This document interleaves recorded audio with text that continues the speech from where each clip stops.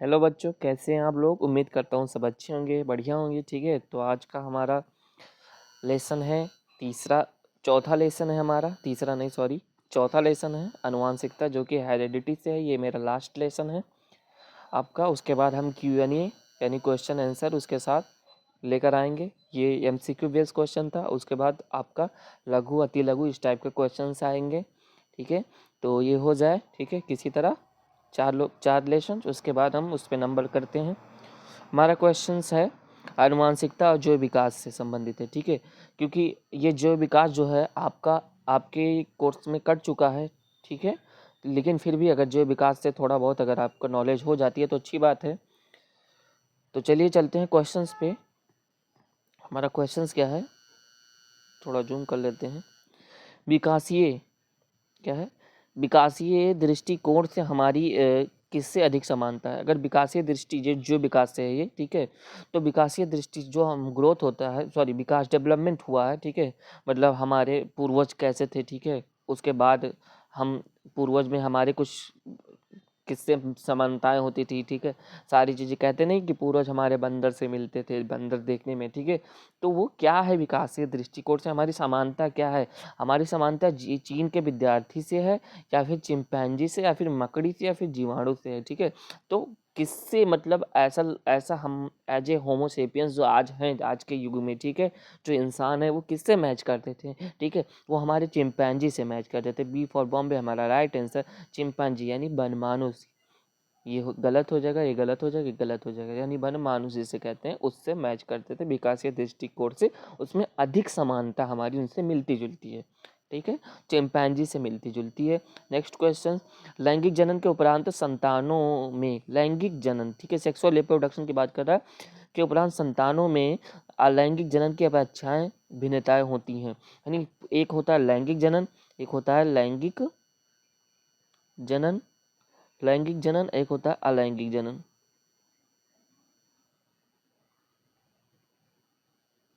अलैंगिक जनन, लैंगिक जनन अलग। लैंगिक जनन में दो पेरेंट्स है, मतलब इसमें क्या करते हैं, दो लोग। ठीक है, दो दो पेरेंट्स में क्या होते हैं, एक मेल होता है और एक फीमेल होता है।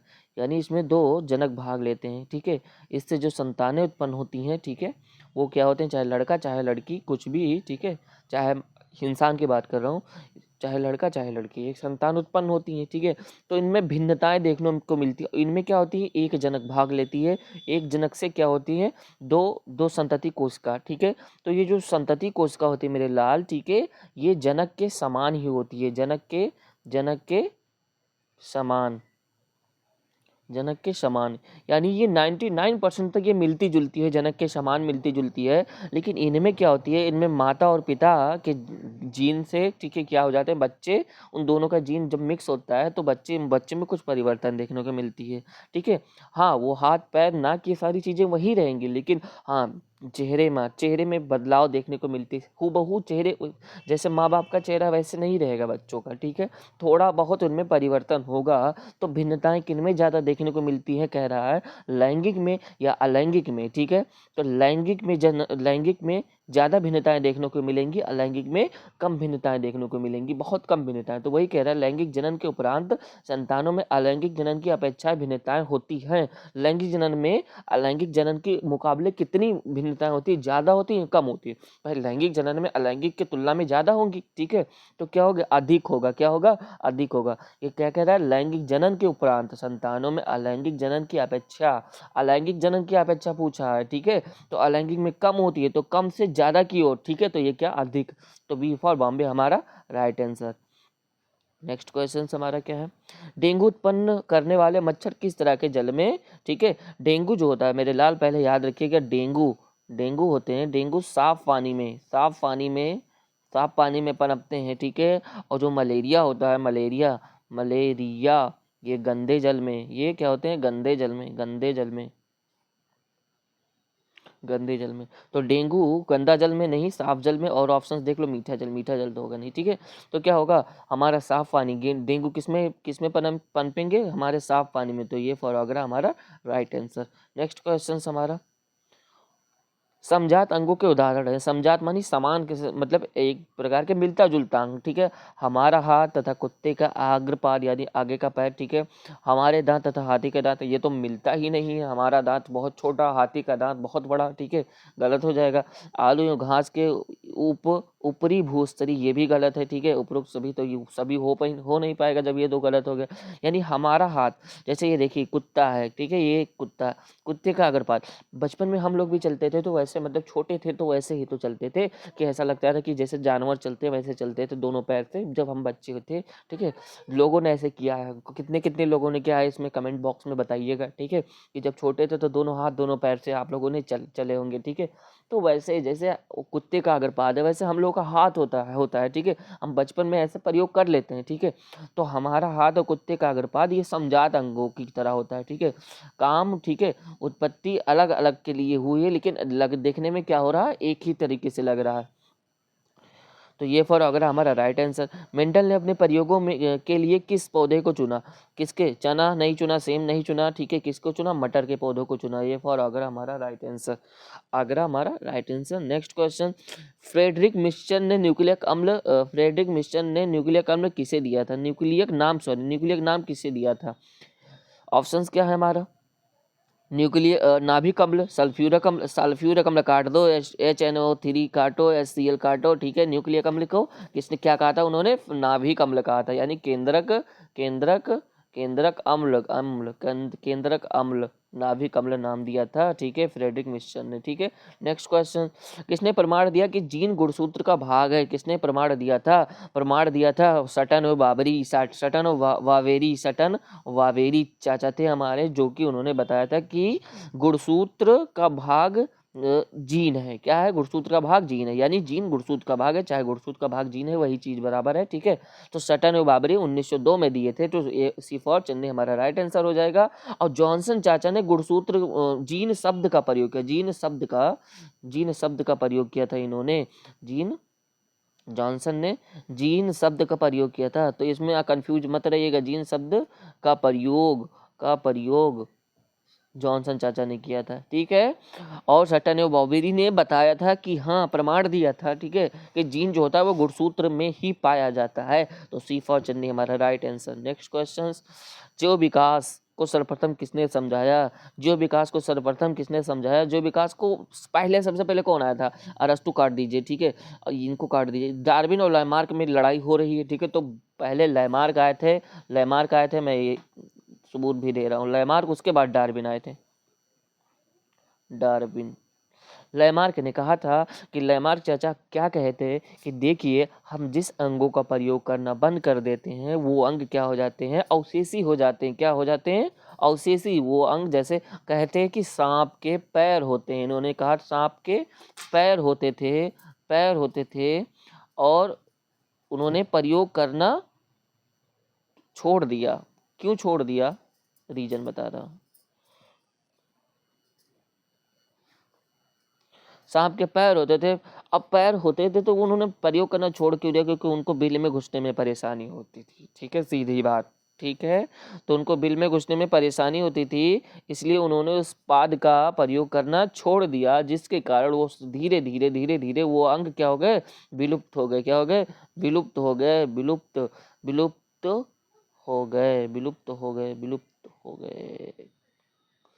घोच जाता है, विलुप्त हो गए। तो इन्होंने ये ऐसे सारी धारणाएं दी कि हाँ, हिरन जो होती है पहले, ये हिरन, हाँ, जिराफ, सॉरी, हिरन कह रहे हैं। जो जिराफ होती है उसकी गर्दन पहले क्या होती थी? जो नीचे होती थी, लेकिन वो अपना शिकार करने के लिए ऊपर की ओर पेड़ों से क्या करते थे? जब पेड़ों से शिकार करते थे, सर इनको ऊपर करना पड़ता था, और सर इनको ऊपर करना पड़ता था तो 1 से 2 इनकी संततियों में ऐसे ऐसे सर ऊंचे वाली जिराफ होने लगी, ठीक है। तो मतलब इनका तात्पर्य हम प्रयोग करना बंद कर देंगे, या फिर जिस चीज का हम प्रयोग करना नए सिरे से चालू कर देंगे, ठीक है, उसमें वो चीज जुड़ जाएगा, और जिस चीज का प्रयोग करना बंद कर देंगे वो चीज खत्म हो जाएगा, ठीक है। लेकिन इन्होंने ढंग से सबूत जैसे कहते हैं कि हम साइंस क्या मांगता है, साइंस मांगता है एविडेंस, तो इन्होंने ये एविडेंस नहीं, प्रूफ नहीं कर पाए, इसीलिए इनकी बहुत अवहेलना हुई, ठीक है। और डार्विन चाचा ने इनकी अवहेलना में बहुत बढ़िया मदद की थी।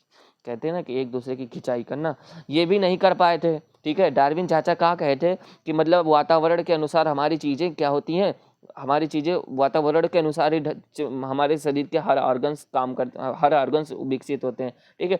तो ये चीज़ इन्होंने वातावरण तो लिया था, वातावरण तो लिया था, लेकिन इनको एक चीज़ का ज्ञान नहीं था, इनको अनुवांशिकी का ज्ञान नहीं था, हेरिडिटी का ज्ञान नहीं था, इनको हेरिडिटी का ज्ञान नहीं था, इसीलिए ये भी फ्लॉप हो गए, ये भी फ्लॉप हो गए, ठीक है। ये इनकी अवहेलना किए, जरूर किए भाई, और वैज्ञानिक थे, ये यही नहीं किए थे, बहुत वैज्ञानिक थे जो इनकी अवहेलना किए, ठीक है। लेकिन इनकी भी अवहेलना हुई, क्योंकि इनको हेरिडिटी नहीं आता था, ये सिर्फ वातावरण पे डिपेंड होकर के सारी चीज़ें देना चाहते थे। तो वातावरण पे डिपेंड होकर सारी चीज़ें नहीं दी जा सकती हैं, क्योंकि इंसान में परिवर्तन होता है, वातावरण और मानसिक दोनों परिवर्तन होता है।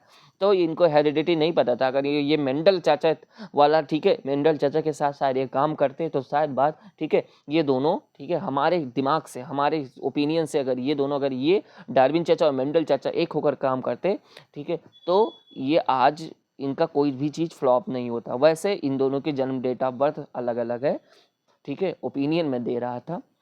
तो सब जो विकास के प्रमाण को, जो विकास को सर्वप्रथम किसने समझा, जो विकास को सर्वप्रथम लैमार्क आए थे, उसके बाद डार्विन आए थे। तो सर्वप्रथम जब आ जाए तो लैमार्क चाचा को ही ढूंढिएगा। और बाकी तो इतना जो लेक्चर है, ठीक है, अगर आपको समझ में आया तो ठीक है, नहीं समझ में आया तो आप फिर से एक बार रिपीट करके देख लीजिए।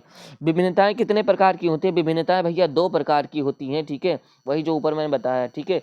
एक जो हमारी शारीरिक भिन्नताएं होती है और एक वातावरणीय तौर पे होती है। तो 2 प्रकार की हो जाएंगी हमारी भिन्नताएं। बी फॉर बॉम्बे हमारा राइट आंसर।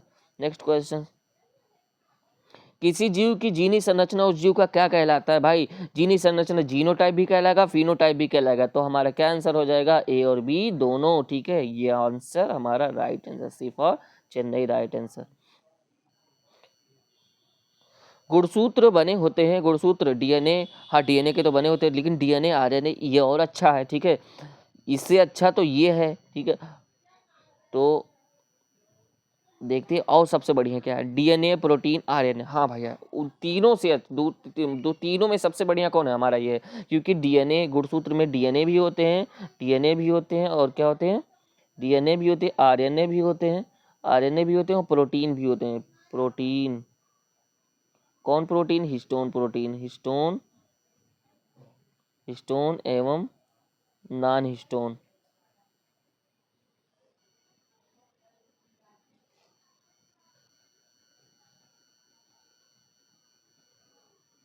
हिस्टोन एवं नॉन हिस्टोन प्रोटीन।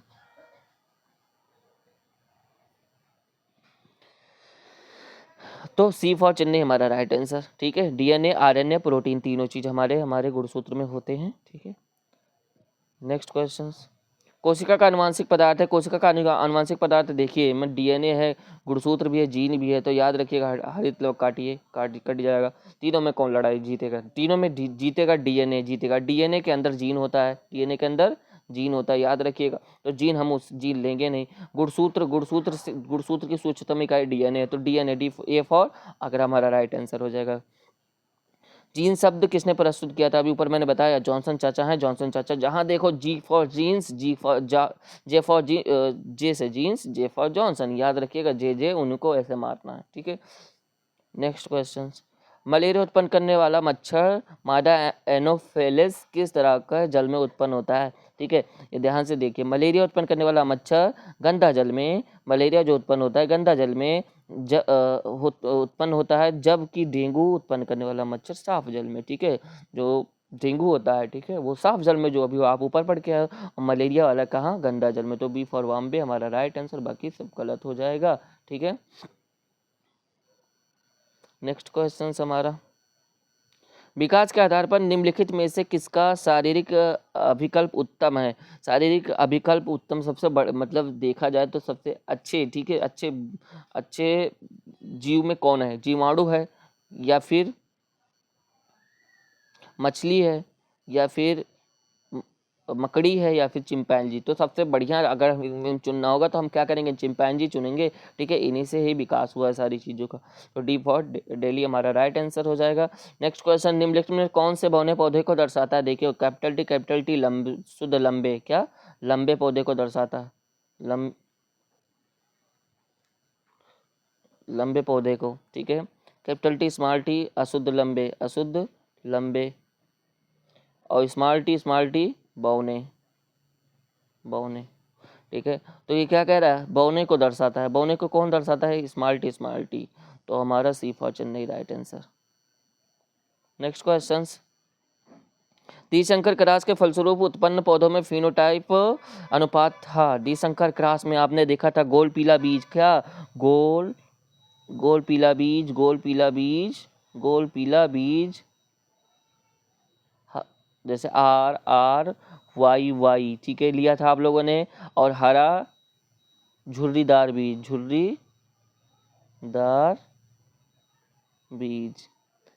यानी दो लक्षण वाले चीज, दो लक्षणों के बीच में आपने क्या क्रॉसिंग करवाया था, ठीक है। ये कैपिटल ये दोनों रहेगा, ठीक है, दोनों कैपिटल रहेगा, आर वाई, और इसमें आर वाई, ठीक है। इन दोनों के बीच में जब आपने क्रॉसिंग कराया था तो आपका कितनी संतति बनी थी, ठीक है, आपकी 4 चौक के 16 संतति बनी थी, ठीक है। अब 16 संततियों में, ठीक है, 9, ठीक है, 9:3:3:1 का आपका रेशियो आया था, जो कि आपका था फिनोटाइप रेशियो, ठीक है। द्विसंकर क्रॉस में जब आपने पढ़ा था, ठीक है, 9:3:3:1, ठीक है। अगर इस पे अगर आपको वीडियो चाहिए, ठीक है, क्रॉसिंग पे, तो बताइएगा, इस पे मैं वीडियो लेकर आऊँगा फिनोटाइप अनुपात, ठीक है, द्विसंकर क्रॉस का। तो बी फॉर बॉम्बे हमारा राइट आंसर हो जाएगा। नेक्स्ट क्वेश्चन, स्त्रियों में लिंग गुणसूत्र होते हैं, स्त्रियों में लिंग गुणसूत्र मेरे लाल XX होते हैं, ठीक है, पहला आंसर हमारा सही हो जाएगा। पुरुषों में लिंग गुणसूत्र होते हैं, पुरुषों में लिंग गुणसूत्र X और Y होते हैं, ठीक है। तो बी फॉर बॉम्बे हमारा राइट आंसर सही हो जाएगा। नेक्स्ट क्वेश्चन, प्राकृतिक वर्ण द्वारा जैव विकास के सिद्धांत की परिकल्पना किसके द्वारा दी गई थी? प्राकृतिक वर्ण द्वारा जैव विकास की परिकल्पना डार्विन चाचा दिए थे। ये नहीं, डार्विन चाचा, ठीक है। प्रकृति जैव विकास की परिकल्पना डार्विन ने दिया था, याद रखिएगा, ठीक है। नेक्स्ट क्वेश्चन हमारा, मनुष्य का वैज्ञानिक नाम होमोसेपियंस है। कहाँ ढूंढो, कहाँ है होमोसेपियंस? होमो एरेक्टस गलत, होमो हैवेलिस गलत, होमोसेपियंस सी फॉर चेन्नई हमारा राइट आंसर, ठीक है। नेक्स्ट क्वेश्चन, मानव का उद्भव कहाँ हुआ? मानव का उद्भव अमेरिका में हुआ, ठीक है, कि अफ्रीका में हुआ, कि इंडोनेशिया, की ऑस्ट्रेलिया? मानव का उद्भव, ठीक है, अफ्रीका में हुआ, ठीक है, ना कि अमेरिका, ना कि इंडोनेशिया, ना कि ऑस्ट्रेलिया। प्राथमिक मानव कौन से कहलाते हैं? अफ्रीका वाले। कौन से कहलाते हैं? अफ्रीका वाले मानव, ठीक है, यहाँ के चिंपांजी। तो बी फॉर बॉम्बे हमारा राइट आंसर। नेक्स्ट क्वेश्चन, प्राकृतिक वर्ण, वही क्वेश्चन रिपीटेड हो गया। प्राकृतिक वर्ण द्वारा जैव विकास के सिद्धांत के जनक कौन थे? ठीक है, चार्ल्स रॉबर्ट डार्विन, ठीक है, बिफोर बॉम्बे हमारा राइट आंसर। इनका पूरा नाम है यहाँ पे। वंशागत के नियमों को प्रतिपादित किसने किया? वही वंशागत में किसने हेरिडिटी में कौन आया था? 3 नियम दिए थे, ठीक है, एक प्रभाविता का नियम, एक स्वतंत्र, एक पृथक प्रभाविता का नियम, पृथक्करण का नियम और स्वतंत्र व्यूहन का नियम, ठीक है। तीन दिए थे, कौन थे? Gregor John Mendel. हालांकि तीसरा नियम जो उनके मरने के बाद आया था, ठीक है, जीते जी ये 2 ही नियम दे पाए थे, ग्रेगर जॉन मेंडल, ठीक है, इन्होंने वंशागत के नियम का प्रतिपादित किया था। तो डी फॉर डेली हमारा राइट आंसर। इनमें से कौन सा सही है? ठीक है, डीऑक्सी राइबो, इसमें रिबो लिखा है, याद रखिएगा, राइबो आप पढ़िएगा। डीऑक्सी राइबो न्यूक्लिक इटुलिन गलत हो जाएगा, ठीक है। Deoxy ribo nucleic acid, deoxy ribo nucleic anomia नहीं, एक्टिविटी नहीं। बी फॉर बॉम्बे हमारा राइट आंसर हो जाएगा, ठीक है, एसिड। कान के निचले हिस्से को क्या कहते हैं? कान के निचले को कड़पाली कहते हैं। क्या कहते हैं? कड़पाली, ठीक है, जो कि ये फॉरआगरा हमारा राइट आंसर। बाकी क्या हो जाएगा? गलत हो जाएगा। ग्रेगर जॉन मेंडल व्यक्तिगत जीवन में क्या थे? व्यक्तिगत जीवन में क्या थे? हम आप व्यक्तिगत जीवन में क्या करते हैं? आप स्टूडेंट हैं, लेकिन व्यक्तिगत जीवन में इस समय, ठीक है, आप कुछ करेंगे आगे चल के, ठीक है। तो जैसे इस समय मेरा व्यक्तिगत जीवन में मैं एक, ठीक है, एक छोटा मोटा, ठीक है, स्टूडेंट हूँ। तो क्या है? नाविक थे, गलत है। व्यापारी, ना व्यापारी नहीं थे। कृषक थे, नहीं, पादरी थे, ठीक है। चर्च में क्या थे? चर्च में मैंने कहानी आप लोगों को सुनाया था, ठीक है, चर्च में क्या थे? पादरी थे। तो ग्रेगर जॉन मेंडल क्या थे? चर्च में पादरी थे, ठीक है। मेंडल ने जनक पीढ़ी को किस लेटर से सूचित किया था? जो जनक पीढ़ी होती थी यानी कैपिटल टी और स्मॉल टी, ये जनक पीढ़ी थी, ठीक है। ये क्या थी? जनक पीढ़ी थी। तो इसे किससे? पेरेंट, पी लिख कर इन्होंने इसे प्रदर्शित किया था, तो पी से पेरेंट, ठीक है। तो ये फॉर होगा हमारा राइट आंसर। यफ मत मार के चले आना कभी भी आप लोग, यफ से वो जनरेशन की बात करेगा, ठीक है। तो यफ कभी नहीं होगा, पहले ध्यान ध्यान से सुन लीजिए। किसी भी प्रजाति विशेषक की एक समष्टि आबादी में स्थित समस्त जीन या उस आबादी को क्या कहलाता है भैया? जीन कोष या फिर जीन पूल, ठीक है। जीन पूल कहा जाता है, जीन पूल कहा जाता है। या फिर जीन पूल ना हो तो आप क्या करोगे? जीन कोष कहोगे, जीन कोष मानना, ठीक है। बी फॉर बॉम्बे हमारा राइट आंसर।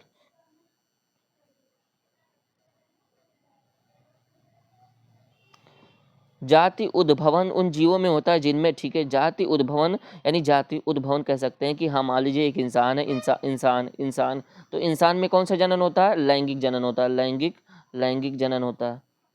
और लैंगिक जनन होता है, सेक्सुअल रिप्रोडक्शन होता है, मतलब इसमें मेल फीमेल दोनों भाग लेते हैं, ठीक है। तो याद रखिएगा कि इनमें थोड़ा बहुत परिवर्तन आ सकता है कि नहीं आ सकता है, कि मान लीजिए इनमें जीन में परिवर्तन हो गया, जीन में म्यूटेशन उत्परिवर्तन हो गया, उत्परिवर्तन हो गया, ठीक है। उत्परिवर्तन हो गया, इनके बच्चे क्या हो गए? भुर्रे भुर्रे हो गया, भुर्रे भुर्रे हो गए, ठीक है। अब वो एक प्रकार के वो क्या होंगे? उनके उनके संततियाँ क्या हो गई? उनकी संततियाँ भी भुर्रे भुर्रे थोड़ा बहुत अलग हो गए, या फिर कुछ अलग टाइप के, ठीक है, अलग टाइप के इंसान उत्पन्न होने लगे, ठीक है। और वो जी गए, इस वातावरण में सर्वाइव कर गए, फिर उनसे आने वाली पीढ़ियाँ क्या हो गई, ठीक है। 1 से 2, 2 से 4, 4 से 5, वो एक प्रकार का एक नया प्रकार का जात का स्वरूप धारण कर ली। तो लैंगिक जन्म में संभावना होती है, अलैंगिक में नहीं। अलैंगिक में जैसे माता वैसे उनकी पुत्री सेल हो जाती है, ठीक है। तो उसमें उसमें भिन्नता नहीं देखने को मिलती है। तो जात उद्भवन यानी जातियों में भिन्नता किस जीव में, किस प्रकार के जीव में देखने को मिलता है? लैंगिक जनन में होता है, ठीक है। तो अलैंगिक में नहीं होगा, स्वपरागण में नहीं होगा। लैंगिक जनन जब करते हैं, ठीक है, तो उनमें ये डर रहता है कि हाँ, अगर कहीं इनमें कोशिकाओं में इनके, ठीक है, जनन कोशिकाओं में अगर प्रॉब्लम्स आ गई, ठीक है, चाहे वातावरण द्वारा चाहे किसी भी कारण द्वारा, ठीक है, तो ये क्या हो जाएंगे? म्यूटेशन हो गया तो ये जनक से भिन्न हो जाएंगे। तो पहला आंसर हमारा सही हो जाएगा, ये फॉरऑग्रा हमारा राइट आंसर।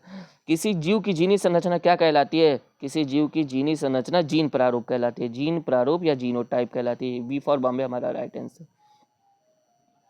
जीव विज्ञान की भाषा का जिसके अंतर्गत भिन्नता अनुवांशिका का अध्ययन कहलाता है, क्या कहलाता है? अनुवांशिकी का अध्ययन। क्या? अनुवांशिकी क्या कहलाएगा मेरे लाल? D for daily. भ्रूण विज्ञान नहीं, जीव विज्ञान नहीं, जीवाश्म नहीं, ठीक है। D for daily. अफ्रीका मानव का सबसे निकट संबंधी, अब निकट संबंधी अफ्रीका का मानव सबसे निकट संबंधी चिंपैंजी ही है, याद रखिएगा, ठीक है। गोरिल्ला नहीं, बंदर नहीं, गिलहरी नहीं, चिंपैंजी याद रखिए। चिंपैंजी से ही याद रखिएगा, इंसानों का मेल जोल ज़्यादा होता है, ठीक है। ये फॉर ऑग्रा हमारा राइट आंसर। अवशेषी अंग का उदाहरण है, अवशेषी अंग का कर्ण पल्लों की पेशियां, हाँ ठीक है। कान की कर्ण पल्लों की पेशियां, पुच्छ कोशिकाएं, ठीक है, ये भी सही है। निषेचक पटल, तीनों सही है, हमारा तीनों सही है। तो इनमें से सभी हमारा राइट आंसर हो जाएगा। ये सब अवशेषी अंग है जो कि हम प्रयोग करना, हमारे ना भी रहे तो क्या करें, कोई दिक्कत नहीं होगी, ठीक है। धीरे धीरे ये और हमारे आने वाली संततियों में ये और खत्म होती जाएंगी। अनुवांशिका का पिता किसे कहा जाता है? अनुवांशिका का पिता मेंडल को, ग्रेगर जॉन मेंडल, ठीक है। ये फॉर अगर हमारा राइट आंसर। नेक्स्ट क्वेश्चन, किसके मतानुसार जीवों में प्रजनन के द्वारा अधिक से अधिक संतान उत्पन्न करने की क्षमता होती है? ये वही कहते हैं जो अनुवांशिकी के जनक हैं, ठीक है। डार्विन नहीं है, हेल्डेन नहीं है, अरस्तु नहीं है, मेंडल चाचा हैं। इन्होंने ही कहा था कि प्रजनन के दौरान वो अधिक से अधिक संतान उत्पन्न कर सकते हैं, जो कि आज कर रहे हैं। और सबसे ज़्यादा कौन कर रहे हैं? ह्यूमंस कर रहे हैं। और यही कर रहे हैं क्या? जनसंख्या विस्फोट का कारण। इस पे ज़्यादा हम अभी टिप्पणी नहीं करेंगे, जब मैं वो क्वेश्चन आंसर दूंगा तो उस पर बढ़िया से टिप्पणी करूंगा। डीएनए कितने प्रकार के होते हैं? डीएनए में कितने प्रकार के नाइट्रोजनस बेस यानी नाइट्रोजन क्षार होते हैं? 2 होते हैं, 3 होते हैं, 4 होते हैं, 5 होते हैं, ठीक है। नाइट्रोजन डीएनए में जो 4 प्रकार के होते हैं, 4 प्रकार के। एडेनिन,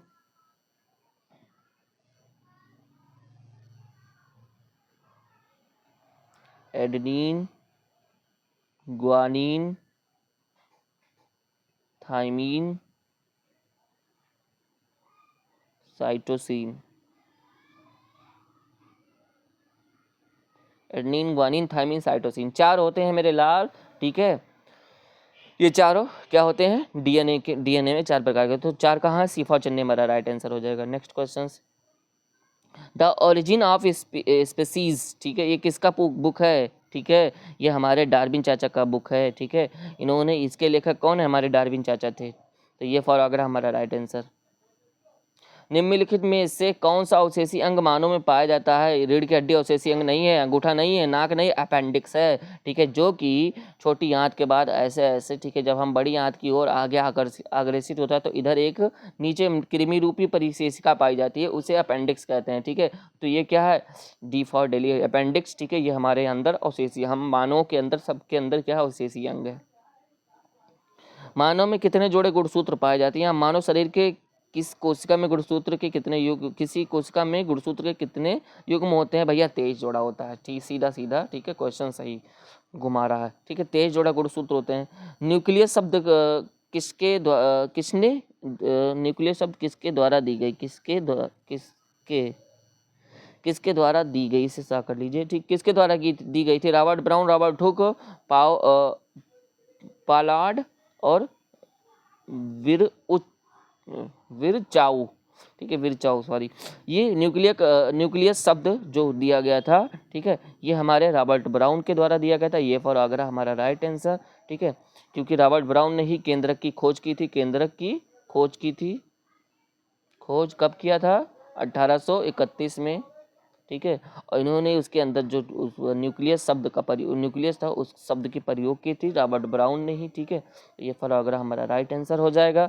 प्रसिद्ध पुस्तक द माइक्रोग्राफिया किसके द्वारा, 9th में आप सब पढ़े हो इसको, ठीक है, द माइक्रोग्राफिया, रॉबर्ट हुक चाचा, जो उन्होंने 1665 में इस पुस्तक को प्रकाशित किया था, ठीक है, 1665 में इन्होंने खोज भी किया था किसका, मरे हुए कोशिका सेल्स, ठीक है, वहीं से तो ये कहानी शुरू हुई मेरे लाल, ठीक है। नेक्स्ट क्वेश्चन हमारा वही क्वेश्चन रिपीट हो गया बेटा, नहीं डार्विन का है, द ओरिजिन ऑफ स्पीसीज, ठीक है, डार्विन चाचा का है। कीट के पंख, चमगादड़ के पंख, कीट के पंख जो होते हैं हमारे, चमगादड़ के पंख किस तरह के अंग है भैया, याद रखिएगा, कीट क्या होते हैं, अकशेरुकी होते हैं, ठीक है, चमगादड़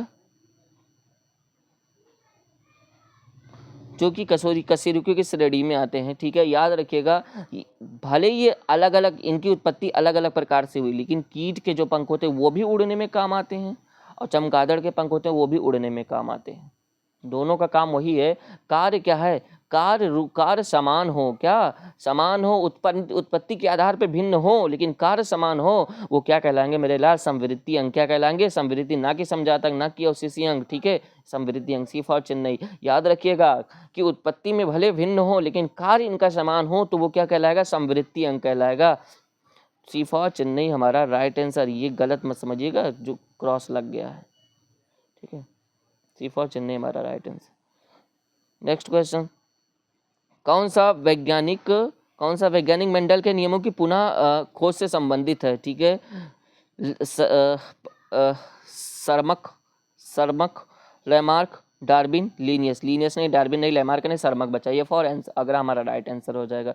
नेक्स्ट क्वेश्चन हमारा, वर्तमान प्राणियों में कुछ संरचना ऐसी पाई जाती है जिनका शरीर में अब कोई उपयोग नहीं रह गया, ऐसी संरचनाओं को क्या कहते हैं, मतलब हमारे शरीर में कुछ ऐसी चीज पाई जाती है जिसका शरीर में ना रहे तब भी कोई दिक्कत नहीं, उपयोग ही नहीं रह गया, तो समजात अंग नहीं मेरे लाल, अवशेषी अंग भी नहीं, सॉरी संवृत्ति अंग भी नहीं, इनमें से कोई नहीं, क्या बचेगा, अवशेषी। जैसे हमारे शरीर में अपेंडिक्स है, क्या है, अपेंडिक्स है, तो अपेंडिक्स क्या, हमारे अवशेषी अंग, क्या है, हमारे अवशेषी अंग है, ठीक है, जिसका हमारा अगर ना भी रहे तो उतना क्या होगा, ठीक है, जैसे हमारे बाकी ऑर्गन्स नहीं रहते हैं तो क्या नहीं काम चलेगा, लेकिन ये नहीं रहेगा तो कोई दिक्कत नहीं उतना। चलिए चलते, अब क्वेश्चंस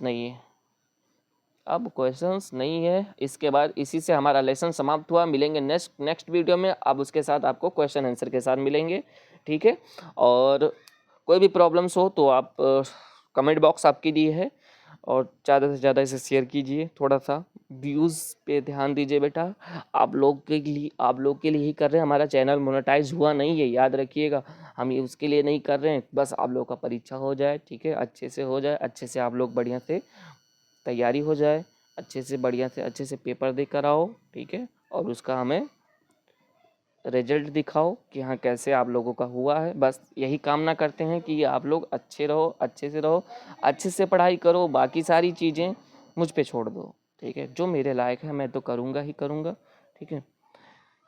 मिलते हैं नेक्स्ट वीडियो में, तब तक के लिए जय हिंद, good bye, tata, see you.